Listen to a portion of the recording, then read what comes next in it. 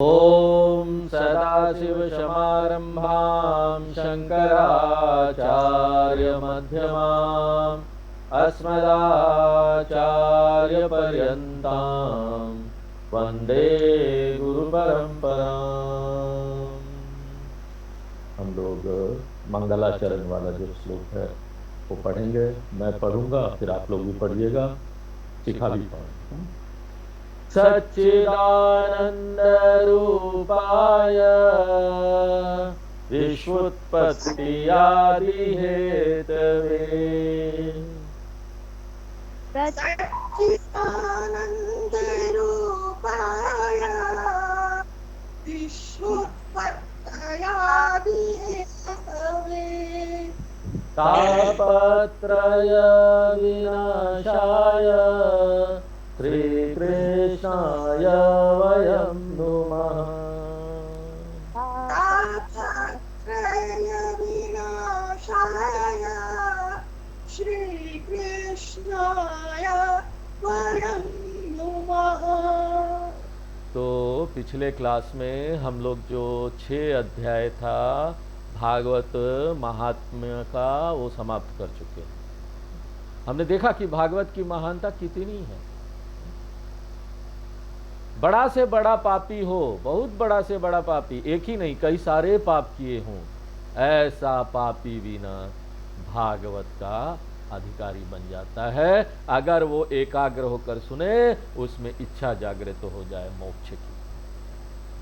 तो आज हम लोग भागवत पुराण, इससे पहले वाला तो भागवत का सिर्फ महात्म्य था, ओरिजिनल भागवत में हम लोग एंटर नहीं किए थे। आज से प्रवेश कर रहे हैं प्रथम स्कंध में। यहां से भागवत पुराण प्रारंभ होता है। शौनक आदि ऋषियों का क्या प्रश्न है सूत जी से। तो देखिए श्रीमद् भागवत में कितना स्कंद है? 12 स्कंद है और प्रत्येक स्कंद में बहुत सारे अध्याय हैं। किसी में कम है, किसी में ज्यादा है। प्रथम स्कंद जो है वो अधिकारी स्कंद है। इसमें बताया गया है कि भागवत का सर्वोत्कृष्ट अधिकारी कौन है, और निसंदेह भागवत का जो सर्वोत्कृष्ट अधिकारी है वो राजा परीक्षित ही है। इतना हमको इच्छा हो जाए कि अब ये छूटना है हमको। परीक्षित को श्राप मिला था कि 7 दिन में उसकी मृत्यु हो जाएगी, तक्षक नाग आके काट लेंगे। अब ऐसा व्यक्ति जिसको पता है कि 7 दिन बाद उसकी मृत्यु हो जाएगी, वो क्या करेगा? सोचो क्या करेगा। यहां पर तो ऐसी परिस्थिति दिखाते हैं लोग, जो है लौकिक जो लोग है, भौतिक लोग है, वो लोग दिखाते हैं कि कोई मर जाएगा, मरने वाला है, पता चल गया तो क्या करेगा? दुनिया भर का ना भोग करना शुरू कर देगा। उसको अगर कोई बीमारी है, डॉक्टर ने बोल दिया तो मरने वाला, अच्छा मरने ही वाला तो घर में ना घूमो, पूरी दुनिया घूम रहे हैं, भोग करने लगेंगे। ऐसी इच्छा हो जाती है लोगों का। लेकिन यहां पर इनको ये मरने वाले थे, ये बोले अब तो जीवन गया, इससे पहले भगवान से जुड़ जाओ, उनको प्राप्त कर लो, मुक्ति प्राप्त कर लो।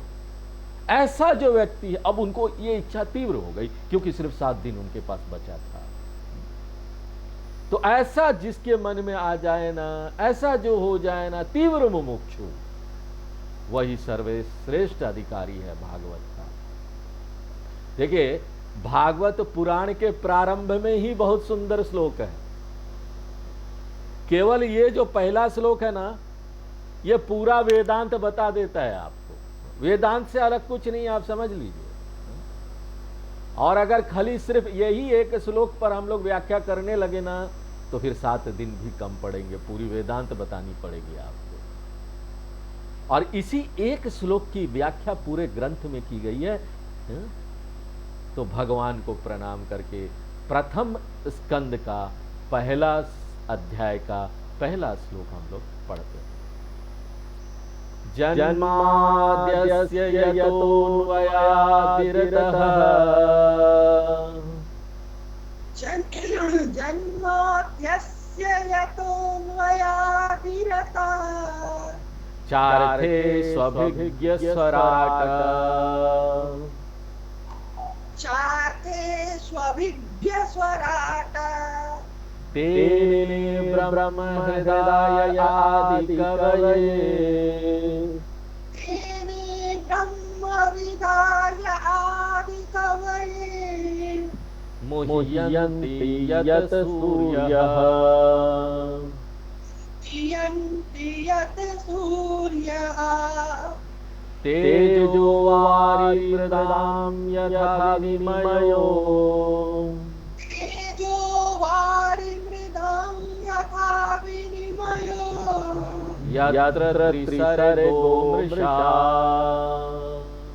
यत्र त्रिसर्गो मृषा धाम्ना स्वेन सदा निरस्तकुहकम् धाम्ना स्वेन सदा निरस्तकुहकम् सत्यं परमधीमहि सत्यं परमधीमहि सत्यम परम धीमहि। ये सुनते ही किसका याद आता है? गायत्री मंत्र का याद आता है। गायत्री मंत्र सारे वेदों का सार है और श्रीमद् भागवत भी वैदिक है। इसमें वेद शास्त्र का ही सार है, अर्थात गायत्री का, वेद का रहस्य बताया गया है। धीम ही यानी हम ध्यान करते हैं। किसका ध्यान करते हैं? परम सत्य का ध्यान करते हैं। कृष्णम धीमहि ऐसा नहीं कहा गया, राम धीमहि। जबकि भागवत को क्या बोलते हैं कि भागवत ना भगवान विष्णु का ग्रंथ है, उनकी भक्ति का, वासुदेव का ग्रंथ है। परंतु शुरू का श्लोक ही क्या बोलता है? सत्यम परम धीमहि। हम सत्य के ऊपर ध्यान करते हैं। कोई विशेष नाम नहीं लिया गया कि एक विशेष इस पर ध्यान करते हैं, यानी निर्गुण ज्ञान पर ध्यान करते। ध्यान करना यानी श्रवण मनन निधिध्यासन करना। इसी से तो ज्ञान आएगा ना। ध्यान करना यही तो है, निधिध्यासन करना। और परम सत्य निर्विशेष है, अनेक प्रकार से प्रकट होता रहता है। और उसी एक सत्य अद्वितीय जो एक ही है और नहीं है, अद्वैत सत्य है, उसी सत्य को हम यहां प्रणाम करते हैं, उसी के ऊपर ध्यान करते हैं। देखो इसमें जरा भी ना हट नहीं कर रहे हैं हम, जो लिखा हुआ है वही तो बताते हैं। जो हमारे वेद व्यास जी ने सोचा कि भागवत क्या होना चाहिए तो बताना। परम सत्य कैसा है बताओ, परम सत्य कैसा है? तो यहां पर इस श्लोक में कहा जा रहा है जन्माद्यस्य यतः, और इसको पढ़ते ही ना ब्रह्म सूत्र की याद आती है। वेद व्यास जी ने ब्रह्म सूत्र भी लिखा है, वो बड़ा लॉजिकल ग्रंथ है। हाँ, बहुत जो वेदांत में गुड़ चीज जानना चाहते हैं ना, उनको ब्रह्म सूत्र जानना चाहिए। बड़ा लॉजिक है, जिसका मन बड़ा वैज्ञानिक होता है ना, बुद्धि से जो व्यक्ति काम करता है, बड़ा रैशनलिटी चाहता है, उसके लिए ब्रह्म सूत्र है। एक एक करके तर्क दे देकर हर चीज को समझाकर आपके मन में बैठा दिया जाता है। तो ब्रह्म सूत्र में सूत्र की तरह से छोटे छोटे बने श्लोक में इस तरह से इस ज्ञान को बताया गया। तो ब्रह्म सूत्र का दूसरा ही सूत्र है, क्या मालूम? जन्माद्यस्य यतः। इसका क्या मतलब है? पहले ब्रह्म का ज्ञान प्राप्त करो। ब्रह्म क्या है? ब्रह्म वो है जिससे सारे जगत की उत्पत्ति होती है, स्थिति होती है, और फिर सारा जगत का लय उसमें हो जाता है। वह ब्रह्म है। हम उस परम सत्य का ध्यान करते हैं। अर्थे स्वभिज्ञ स्वराट। अभिज्ञ का अर्थ होता है चैतन्य स्वरूप। तो वो सत्य कैसा है? वो जड़ नहीं है, चेतनता है। जगत कारणम ईश्वर, जगत का कारण है। और जगत का देखो जो भी कारण है ना, वो असत्य तो नहीं हो सकता। उसको सत्ता स्वरूप ही होना चाहिए। उसको यहाँ पर जो भी सत्य है, वो उसी की वजह से तो है सब चीज। अगर हम हैं, हमको लगता है मैं है, तो मैं भी कौन है? वही है, आप नहीं है। अगर हम सोचेंगे मैं हूं, तो समस्या सारी वहीं से शुरू हो जाती है। मैं को मैं मानना। फिर क्या हो जाता है? मेरा भी मानना शुरू करते हो। ये मेरा वो मेरा। अहमेशा मम एते, भगवत गीता शुरू ही इससे होता है। पहला अध्याय भगवत गीता का क्या है? अहमेशा मम एते। अर्जुन बोलता है हम इसके हैं, वो हमारे हैं। उनके जो रिश्तेदार लोग थे, इतना आसक्ति हो जाता अर्जुन को कि अर्जुन ना लड़ाई नहीं कर पाता, युद्ध नहीं कर पाता। तो ये मैं नहीं, वो मैं नहीं, वही है, वही सत्य है, वो सत्ता स्वरूप है। तो अभिज्ञ से बताया गया कि चैतन्य स्वरूप है। और स्वराट शब्द से यह दर्शाया गया कि वह स्वयं चेतन रूप है, किसी से उधार नहीं लेता है चेतनता। स्वयं मतलब देखो हम है ना, यहाँ पर चल रहे हैं, खा रहे हैं, पी रहे हैं, पश्यन शृण्वन स्पृशन जिग्रन, सब कुछ कर रहे हैं। किसकी वजह से कर रहे हैं भैया? हमारा अपना है क्या? ये शरीर का है क्या? वो शरीर का नहीं है। इस शरीर के अंदर वही ब्रह्म, वही चेतनता आपको वो जिंदापनी दे रहा है उसका। और ये जिंदापनी क्या? परम है वो। क्यों? क्योंकि ये जिंदापनी हम चेतनता से, उस ब्रह्म से उधार लेते हैं। ब्रह्म किससे लेता है? बोले नहीं स्वामी जी, ब्रह्म भी किसी से लेता होगा। नहीं, ब्रह्म का अपना स्वयं है, इसी को सत्य बोलते हैं। जैसे अग्नि का गर्म रहना ना उसका अपना है, लेकिन आप पतीले को गैस में गर्म करते हैं, पतीला गर्म होता है, तो पतीले का जो गर्मी है उसका अपना नहीं है, उसने तो अग्नि से उधार लिया ना, तब गर्म हुआ। अग्नि से हटा दीजिए, आपके अंदर से वो चेतनता हट जाए, मर जाता, गल जाता, शरीर खत्म। उसी तरह से जो बर्तन होता है, हटा दीजिए, ठंडा हो जाता थोड़ी देर, सारा सब्जी उब्जी दाल उल जो होगा उसमें ठंडा हो जाएगा। इसी तरह शरीर उसमें से वो निकल जाता ना, अग्नि हमारे शरीर से, तो शरीर ठंडा हो जाता, गलने लगता, सड़ने लगता। जगत के समस्त पदार्थों में वो व्याप्त है, लेकिन फिर भी जगत से भिन्न लक्षणों वाला। तेने ब्रह्म हृदय आदि कवये मुह्यंति यत् सूर्य। आदि कवि का क्या तात्पर्य है? वो ब्रह्म आदि वही है, उसके अलावा और कोई है ही नहीं है। वह ब्रह्म जिसने सबसे पहले ब्रह्मा जी के हृदय में संकल्प मात्र से वेदों का प्रकट कर दिया। पहली बार जब ब्रह्मा जी को वेद दिया उन्होंने, तो इतना ज्यादा पढ़ाने की जरूरत नहीं है। हम लोग को इतना पढ़ना पड़ता है, श्रवण मनन निधिध्यासन, ब्रह्मा जी को नहीं करना पड़ा। वो तो बस भगवान ने संकल्प किया ब्रह्मा जी को ज्ञान ट्रांसफर हो जाए, ट्रांसफर हो गया, ट्रांसफरेंस, सोचने से ट्रांसफर हो जाता था उस समय। तो ये ऐसा सत्य है जिसकी सत्यता के कारण ये सारा विस्तृत जगत असत्य होते हुए भी सत्य सा दिखाई देता है। जगत असत्य है, स्वप्न मात्र जगत, यही बोला जाता है ना, जगत स्वप्न मात्र है, गायब हो जाता है। जब आप रात को सोते हो तो गायब हो गया ना। रात को सोना मतलब सचमुच में जगना, क्यों? उस समय संसार रहता ही नहीं। तो बोलते तेजो वारी मृदाम यथा विनिमयो यत्र तिसर्गो मृषा। जैसे रेगिस्तान में पानी दिखाई देता है, सूरज के किरणें चमकती रहती है रेत के ऊपर, परंतु किरणों में आभास होता है जल का, मृग मरीचिका बोलते हैं। लेकिन वहां पर सामने जाएंगे तो क्या है? केवल रेत और किरणें चमक रही है, कोई वहां पर तालाब नहीं है। रेगिस्तान में गर्मी में दिखाई देता है दूर से, अरे पानी का तालाब है, सामने जाओ तो कुछ नहीं है। और खाली रेगिस्तान में ही नहीं, गर्मी के दिनों में आप ना रोड में जाइए तो रोड में भी दूर से दिखाई देगा, गर्मी में वो चमकता है ना धूल, तो दिखाई देगा अरे पानी है वहां, लेकिन सामने जाओ तो पानी नहीं होता। वहां जो जल दिखता है वो क्या है? भ्रांति है। उसी तरह से जगत भ्रांति है।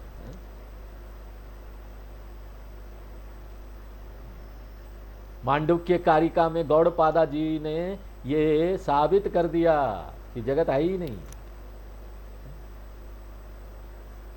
कभी कभी जहां पर कांच चमक रहा हो वहां जल का भ्रम हो जाता है। इसलिए दुर्योधन गिर पड़ा था। कहां पर? मायावी महल में जब गया तो उस महल में जहां कांच था ऐसा लगा जैसे पानी है, बस पानी है। इसलिए वो धोती ऊपर करके जा रहा था। तो उसको लगा ना कि सब जगह ऐसा ही है, शीशा लगा हुआ है, पानी नहीं होगा, लेकिन एक जगह सही में जल था। अब वहां पर उसने धोती नहीं उतारा, वहां कांच नहीं था, सीधे चलने लगा, पानी में ओधे मुंह गिर पड़ा। और इसी कारण से महाभारत हो गया। देखो क्या क्या कारण होता है लोगों को लड़ने के लिए। छोटा सा ना कारण चाहिए लोगों को लड़ने के लिए, एक दूसरे से लड़ने के लिए।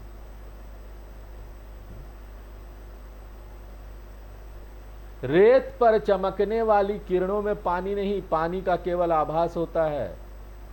इसी प्रकार इस परमात्मा भी सृष्टि का केवल आभास मात्र होता है, परंतु हमें वह सृष्टि सत्य सी दिखाई देती है। जग जाओ तो कुछ सत्य नहीं है। अभी हम सपने में घूम रहे हैं, अपनी दुनिया बनाकर इस संसार को सत्य देख रहे हैं, इसलिए तो सारी समस्या में पड़ते हैं। वास्तव में सत्य किसके कारण है? परमात्मा की सत्ता के कारण। और हम उस परमात्मा का ध्यान करते हैं जिसके कारण से ये सब कुछ यहाँ पर है। इसका अर्थ क्या हुआ?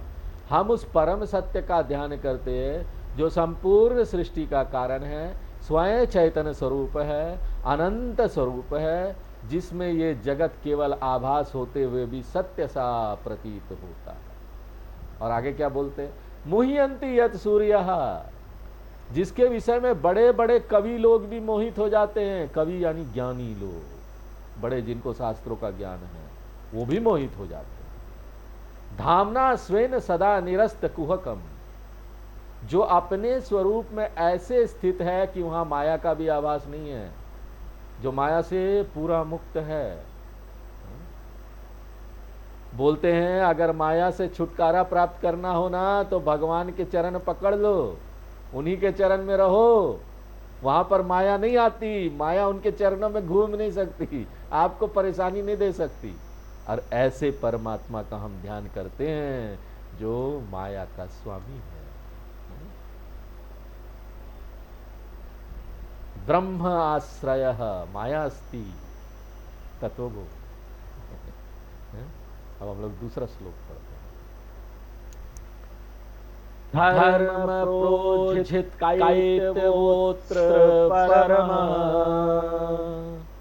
धर्म प्रोचित कैतवोत्र परमः, निर्मत्सराणां सताम्, निर्मत्सराणां सताम्, वैद्यं वास्तवमत्र वस्तु शिवदम्, वैद्यं वास्तवमत्र वस्तु शिवदम्, तापत्रयोन्मूलनम्,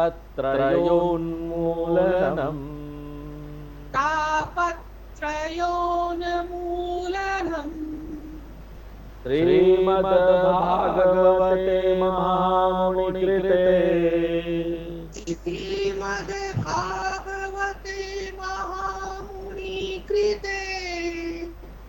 किं वा परैरीश्वरः,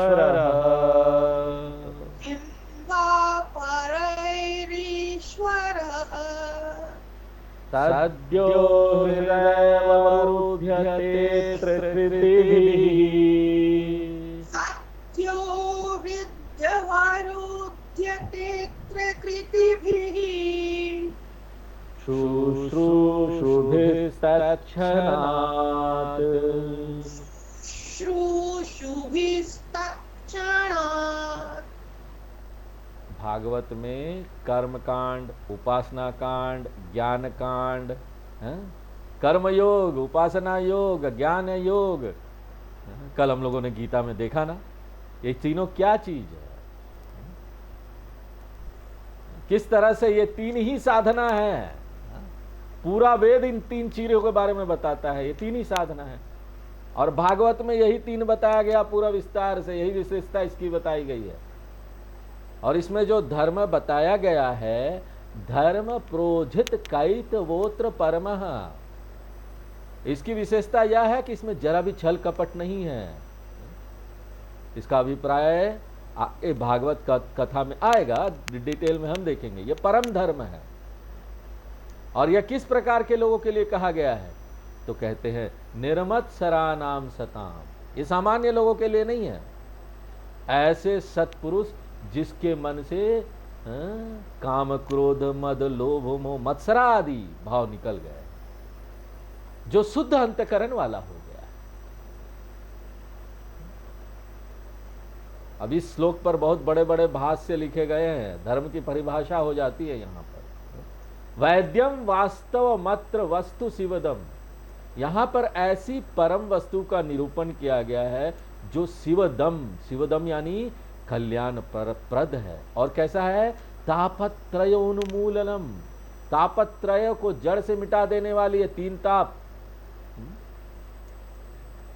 आदि दैविक, आदि भौतिक, आध्यात्मिक, तीनों ताप को जड़ से, यही तीन ताप है। तीन बाधा आती है जब हम लोग कोई ग्रंथ पढ़ने आते हैं, यही तीन तरह की बाधा आती है, उसको मिटा देंगे।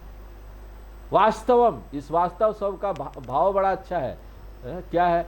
जीव जगत माया ईश्वर, ये सब जो हमें अलग अलग दिखाई देते हैं ना, वास्तव में वे ही परमात्मा वस्तु है, एक ही है, मटेरियल एक ही है, उसी से पूरा जगत बना है, वही मटेरियल है।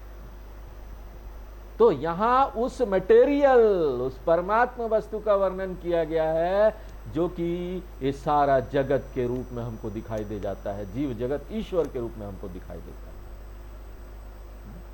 और आगे बोलते हैं श्रीमद् भागवते महामुनिकृते, यह भागवत महामुनिकृत, महामुनित द्वारा रचा गया है। महामुनि का तात्पर्य क्या है? वेद व्यास जी। लेकिन ध्यान में रखना है कि महामुनि तो नारायण भगवान भी है, क्योंकि नारायण भगवान से ही ज्ञान की परंपरा आरंभ हुई है। कृष्णं नारायणं वंदे, कृष्णं वंदे व्रजप्रियं, कृष्णं द्वैपायनं वंदे, कृष्णं वंदे पृथासुतम्। कृष्ण ही नारायण भगवान है, कृष्ण ही व्रजप्रिय है, कृष्ण ही द्वैपायन यानी वेद व्यास जी जिन्होंने इसके लिए, वही कृष्ण है। कृष्ण ही अर्जुन भी है। अरे सब कुछ कृष्ण है। अभी हम गीता के 10वें और 11वें अध्याय में हमने देखा ना, सब कुछ कृष्ण है। 10वें अध्याय में भी भगवान बोलते हैं मैं ही अर्जुन हूं, विभूति योग। अब कहते हैं कि जगत में बहुत सारे उपाय कहे गए हैं परमात्मा को हृदय में पकड़ने के लिए, परंतु अन्य साधनों से परमात्मा पकड़ में आएगा कि नहीं, कितना टाइम लगेगा। लेकिन भागवत की विशेषता क्या है? सद्यो हृदय वरुध्य तेत्र कृति भी सुश्रूषुभी, सुनने से, श्रवण मात्र से भगवान अपने आप हृदय में प्रकट हो जाए। सुनिए, तत्क्षणात उसी क्षण प्रकट हो जाते, इसमें देर नहीं लगती। देखो यहां पर अत्र शब्द का कितनी बार प्रयोग किया गया है? धर्म प्रोजित अत्र, वैद्यम वास्तवम अत्र, सद्यो हृदय वरुध्यते अत्र, अत्र यत्र। तो इसका क्या भाव है?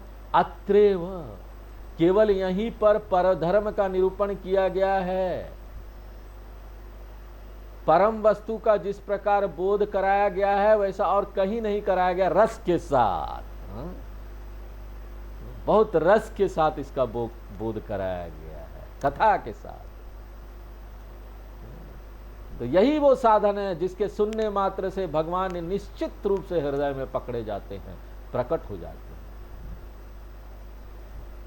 तो इस प्रकार ये दो वंदना के श्लोक हैं, भगवान का वंदना हमने कर दिया। अब आगे आते हैं कि हो क्या रहा है यहां पर। चलिए चौथा नंबर श्लोक पढ़ते हैं। नैमिषे निमिष क्षेत्रे, निमिष क्षेत्रे ऋषय शौनकादयः, ऋषय शौनकादयः सत्रं स्वर्गाय लोकाय, सत्रं स्वर्गाय लोकाय सहस्र सममासत, सहस्र सममासत। एक बार शौनक आदि ऋषियों ने नैमिषारण्य में एक बहुत बड़ा सत्र किया। नैमिषारण्य लखनऊ से यहाँ 70 किलोमीटर दूर है, सीतापुर की तरफ। बहुत पवित्र स्थल है, भागवत वहीं पर हुआ। नैमिषारण्य को ही अनिमिष क्षेत्र भी कहते हैं। अनिमिष कौन है? भगवान ही है। निमिष का अर्थ तो पता है ना, निमिष यानी पलकों का झपकाना या आंखों का खुलना बंद होना। लेकिन जो इस प्रकार से भी कभी निद्रा में तंद्रा में नहीं जाते उनको अनिमिष कहते हैं। कभी इस तरह से उनको ना आलस्य नहीं आता। तो यह जो नैमिषारण्य है वो भगवान का ही क्षेत्र है। शौनक आदि ऋषि वहां पर यज्ञ कर रहे थे। हमने पहले देखा ना, भागवत महात्म्य में ये प्रसंग आया था। अब वो पद्म पुराण का है। भागवत महात्म्य जो आगे 6 अध्याय है वो पद्म पुराण से। अब हम भागवत पुराण देख रहे हैं। यज्ञ के अंतराल में, इंटरवल के समय में सूत जी से प्रश्न पूछते हैं। उन प्रश्नों का सार यही है कि विशेष रूप से कलयुग में जीव अत्यधिक दुख पाते रहते हैं, इसके उद्धार का क्या मार्ग है? प्रश्न पूछते हैं। जीव दुखी हो रहे ना, क्या करने से उद्धार हो जाए? संक्षेप में यही शौनक आदि ऋषियों का प्रश्न है। वैसे यहां पर प्रथम अध्याय में उन्होंने 6 प्रश्न किए हैं। क्या क्या प्रश्न है? पहला प्रश्न है पुंसान एकांतत श्रेय किम अस्ति, अर्थात मनुष्य के परम कल्याण का मार्ग कौन सा है? देखो यहां पर प्रेयस और श्रेयस 2 मार्ग होते हैं। प्रेय मार्ग और श्रेय मार्ग। जो हमको प्रिय लगता है, अच्छा लगता है, वो प्रिय मार्ग है। हम सोचते हैं हमको अच्छा लग रहा है, वैसे ही करना चाहिए। हाँ? तो हम अपने प्रियता के हिसाब से चल रहे हैं, अपना अच्छा ही नहीं देख रहे हैं। इसके लिए एक छोटा सा उदाहरण देते हैं। आप प्रेय श्रेय कैसे समझ सकते हैं? एक व्यक्ति को ना डायबिटीज है, मान लीजिए, उसको चीनी नहीं खाना चाहिए, मीठा नहीं खाना चाहिए। अब उसको मन कर रहा है, अपने मन से जो चले ना, मन कर रहा है मीठा खाने का, खा लिया, तो उसके लिए तो अच्छा नहीं है। वो प्रेय का मार्ग हुआ, प्रिय लगा इसलिए खा लिया। लेकिन अगर वो अपने आप को रोक लेता है और दूसरे मार्ग पर निकलता है कि मुझे मीठा नहीं खाना है, उसको श्रेय मार्ग हुआ। तो भगवान की तरफ मुड़ना श्रेय मार्ग है। दुनिया की तरफ भौतिकवादी लक्ष्यों में घूमना वो प्रेय मार्ग है। जो हमें अच्छा लगता हो ना, वो हमारे लिए कल्याणकारी हो, ये कोई आवश्यक नहीं है, कोई जरूरी नहीं है। तो एक प्रिय होता है और दूसरा एक हितकारी होता है। तो कल्याण अथवा हित भी 2 प्रकार का होता है। एक तो सामान्य कल्याण या हित, दूसरा परम कल्याण हित। कोई हित ऐसा होता है जो किसी समय के लिए हितकारी होता है, परंतु जो सब काल में सभी देशों के लोगों के लिए हितकारी हो, वो परम कल्याण कहलाता है। आप देखिए कितना कठिन है ना। आप किसी से पूछेंगे, बहुत सारे लोगों से, तुम्हारे लिए क्या अच्छा है, तुम्हारे लिए क्या अच्छा है, सब लोग अलग अलग बताएंगे ना। मेरे लिए तो दुनिया घूमना अच्छा है, मेरे लिए तो एक गाड़ी मिल जाए अच्छा है, मेरे लिए तो घर मिल जाए अच्छा है। सब अपना अपना, मेरा एग्जाम में पास हो जाए तो अच्छा है। सबके लिए अच्छा अलग अलग है ना। लेकिन यहाँ पर क्वेश्चन पूछा गया है कि ऐसा क्या चीज है कि दुनिया के सभी लोगों में सामान्य रूप से वो एप्लीकेबल होगा और सबके लिए वो अच्छा होगा। तो ऐसा क्या है? परम हित, परम कल्याण। और परम हित की बात कौन सी है वो बताइए। ये पहला प्रश्न। दूसरा प्रश्न, भगवान के अनेक अवतार होते हैं, ऐसा बताया गया है। तो इन अवतारों का प्रयोजन क्या है, हेतु क्या है, निमित्त क्या है, किस कारण से भगवान इतना अवतार ग्रहण करते हैं? ये दूसरा प्रश्न। तीसरा प्रश्न क्या है? भगवान जब अवतार लेते हैं तब वे किस किस प्रकार से कर्म करते हैं? चौथा प्रश्न क्या है? अवतार की कथाएं कौन कौन सी है? पांचवा प्रश्न क्या है? उनकी एक विनती है सूत जी से कि हम विशेष रूप से भगवान श्री कृष्ण का चरित्र सुनना चाहते हैं। पांचवा प्रश्न। अंतिम प्रश्न क्या है? जब भगवान श्री कृष्ण अपनी लीला संवरण करके इस धराधाम से चले गए, तब यह धर्म किसकी शरण में गया? क्योंकि धर्म संस्थापना के लिए ही तो भगवान यहां पर आए थे। 23 नंबर श्लोक पढ़ते हैं। ब्रूहि योगेश्वरे कृष्णः ब्रूहि योगेश्वरे कृष्ण ब्रह्मण्ये धर्मवर्मणि ब्रह्मण्ये धर्मवर्मणि स्वामकाष्ठामधुनोपेतः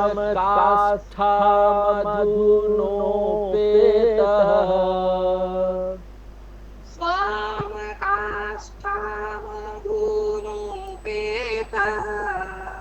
धर्मकं शरणं गतः।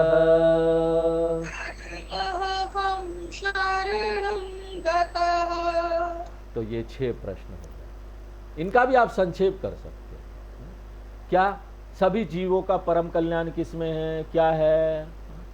दूसरा, तीसरा तथा चौथा प्रश्न अवतार से संबंधित है, उनके प्रयोजन, उनके कार्य और उनकी कथा से संबंधित है। 5वां प्रश्न भगवान श्री कृष्ण जी के चरित्र से संबंधित है। और फिर अंत में पूछते हैं कि यह धर्म किसकी शरण में गया। इन्हीं का उत्तर यहां पर विस्तार से दिया गया है। अब देखिए, आप ये मत समझिए कि शौनक आदि ऋषि थे, उनको तो पता होना चाहिए था, उन्होंने फिर ये सूत जी से क्यों प्रश्न पूछा। देखो, हम ना अपने आचार्यों से बार बार वही चीज सुनना चाहते हैं, भगवान का नाम सुनना चाहते हैं, भगवान के बारे में और ज्यादा से ज्यादा हम जानते हैं, फिर भी सुनना चाहते हैं। ये शौनक आदि ऋषि अज्ञानी नहीं थे, उनको सब पता था, लेकिन वो कहते कि हम बार बार वो कथा सुनना चाहते, अवतार की कथा सुनना चाहते। क्यों? रस है उसमें, स्वादु स्वादु पदे पदे बोलते हैं।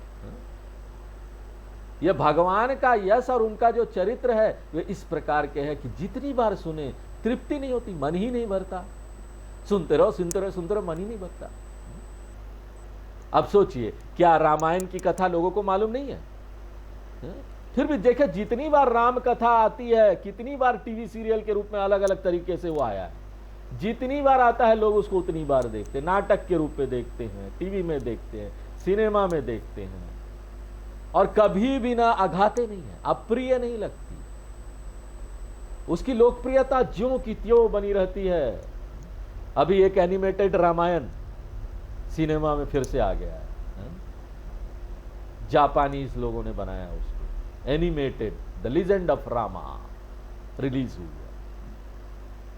फिर देखेंगे लोग, बार बार आता है, बार बार लोग देखते हैं, लोकप्रियता ज्यों की त्यों बनी रहती है। दूसरे लोगों को बड़ा आश्चर्य होता है, बहुत से तार्किक और नास्तिक जो लोग हैं ना, उनको बड़ा आश्चर्य होता है, तर्क से जाते ना, नास्तिक तरह के लोग भगवान को मानते नहीं, उनका क्या बार बार भगवान की बात है, वही रामायण की कहानी सुनते रहते बार बार। ऐसा क्या है उसमें, इसमें लोगों को इतनी प्रियता क्यों है? तो बोलते ये भगवान की कथा ऐसी है कि इसमें पद पद पर, प्रत्येक श्लोक में, प्रत्येक वाक्य में, प्रत्येक शब्द में रसज्ञानम स्वादु स्वादु पदे पदे, उसका स्वाद कभी कम नहीं होता। इसको जितना सुनते हैं अधिक सुनने की इच्छा होते रहती है, यही इसकी विशेषता है। अब सूत जी ने ऐसे प्रश्न सुने तो बड़े प्रसन्न हो गए। आचार्य लोग चाहते हैं कि उनके पास कोई आए ना तो इस तरह का भगवान का प्रश्न करे, आध्यात्म का प्रश्न करे। अभी मैं एक संत को सुन रहा था, उनके पास बड़े लोग आते रहते हैं, वृंदावन के प्रेमानंद महाराज जी है, उनके छोटे छोटे रील आजकल बड़ा फेमस है। तो वो उनसे किसी ने पूछा कि महाराज जी जरा हमको बताइए कि ना, हमको हमारी इतनी गृहस्थ में इच्छा नहीं है, लेकिन पत्नी बहुत बोलती है, सब रिश्तेदार लोग बोल रहे हैं बच्चे गोद ले लो, अगर बच्चे नहीं हैं तो महाराज जी हमको बताइए कि हम बच्चे गोद ले कि न ले। अब उनको प्रेमानंद जी महाराज ने बात बोला कि भैया देखो, ये सब प्रश्न ना, जब आचार्य के पास आओ तो तुम लोग ये सब लौकिक प्रश्न हमसे मत पूछो कि बच्चे गोद ले नहीं ले। अगर हम आपको मान लो बोल देते हैं बच्चे गोद ले लो, और आप गोद ले लेते हो और उसके संस्कार अच्छे नहीं निकलते हैं, बाद में आप ही को लात मार देता है, फिर तो आप हमारे पास आकर शिकायत करोगे ना कि आप ही ने बोला था बच्चा गोद ले लो। और मान लो हम नहीं बोलते हैं, मत लो, बाद में जब आपको परेशानी होगी फिर आपको आके बोलेंगे ना, आप ही ने बोला था बच्चा गोद मत लो। तो भैया ये सब प्रश्न हमसे मत पूछो। हमारे पास आए हो ना तो हमसे पूछो कि तुम्हारा उद्धार किस में है, क्या तुमको करना चाहिए। तो बोलते नाम जप करो, भगवान की तरफ मुड़ो, यही करना चाहिए, इसी में तुम्हारा उद्धार है, इसी में श्रेय है। ये लौकिक प्रश्न हमसे मत पूछो। तो जब ऐसा कोई प्रश्न पूछता है ना तो आचार्य लोग बड़े प्रसन्न हो जाते। सूत जी भी प्रसन्न हो गए, अरे सौनक जी ने क्या प्रश्न पूछा इन लोगों ने। एक बात भागवत में पुनः पुनः देखी जाती है कि हर बार जब प्रश्न पूछे जाते हैं तो जो वक्ता है ना उसको कोई गुस्सा नहीं आता वो प्रसन्न हो जाते हैं। जितनी बार प्रश्न पूछ लो, यहां के प्रश्नों का संग्रह किया जाए तो एक पुस्तक बन जाएगी। आगे विदुर जी ने प्रश्न पूछे, राजा परीक्षित ने भी पूछे, लेकिन हर बार एक बात देखने में आती है, जो वक्ता है वो फिर से वही कहता है और फिर से वही बोलेगा। ये नहीं बोलेगा अरे तुमको तो बता दिया। गीता में भी भगवान जब कृष्ण जब अर्जुन को बार बार बताते हैं वही चीज बार बार बताते हैं। तीसरे अध्याय में भी वही पूछता है, 18वें अध्याय में भी जाकर वही पूछता है प्रश्न, लेकिन भगवान कभी गुस्सा नहीं होते। वो बोलते नहीं अरे अर्जुन मैंने तो तुमको कितनी बार बताया फिर भी तुम्हारे दिमाग में घुसा नहीं क्या। लौकिक टीचर लोग ऐसे ही बोलेंगे, लेकिन जो आचार्य लोग होते हैं ना, धार्मिक टीचर, आध्यात्मिक टीचर, वो कभी भी आघाते नहीं है। शिष्य का वही प्रश्न बार बार आता है और उसी प्रश्न को बोलते हैं अरे तुमने कितना अच्छा प्रश्न पूछा, और बड़े प्रसन्न होकर आनंदित होकर उसका उत्तर देते हैं। यही विश्व की विशेषता है। तो भागवत इतना सुंदर है, इसके गहराई में हम लोग जाएंगे क्योंकि हमारे पास 7 दिन का रेस्ट्रिक्शन नहीं है। बाकी लोगों को तो 7 दिन का रेस्ट्रिक्शन होता है, 7 दिन में सुनना है। हमारे पास समय ही समय है, बड़ा आराम से हम लोग चलेंगे और आराम से विस्तार से भगवान की कथा सुनेंगे और भगवान को अपने मन में भर लेंगे। हम उनका अमृत अपने हृदय में भर लेंगे। इतना अमृत हो जाएगा कि ऐसे ही मुक्ति हो जाए। जय बोलो वासुदेव भगवान की। आज यहीं पर विराम देते हैं, आगे फिर अगले क्लास में देखेंगे। ओम पूर्णमदः पूर्णमिदं पूर्णात् पूर्णमुदच्यते पूर्णस्य पूर्णमादाय पूर्णमेवावशिष्यते। ओम शांति शांति शांति।